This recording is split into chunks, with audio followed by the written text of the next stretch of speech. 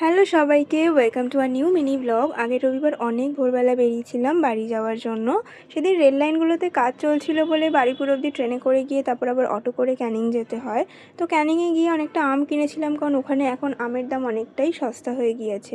আমি বাড়ি থেকে ছাতু, ভেজানো ছোলা এসব নিয়ে গিয়েছিলাম, তো যেতে যেতে বাকিটা রাস্তা ওগুলোই খেয়েছি। তারপর গদখালিতে নেমে নার্সারিতে গিয়েছিলাম, কারণ কয়েকদিন আগেই ভাইপোর জন্মদিন গেছে, আর ওর জন্য গিফট হিসেবে এবার একটা গাছ নেব বলে এই যে কাঁঠাল চারাটা ওর জন্য নিয়েছি।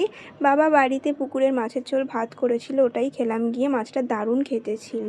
সন্ধেবেলা আমি রেডি হয়ে গেছিলাম শাড়ি টাড়ি পরে, কারণ একটা জন্মদিনের গ্র্যান্ড সেলিব্রেশন ছিল ভাইপোর।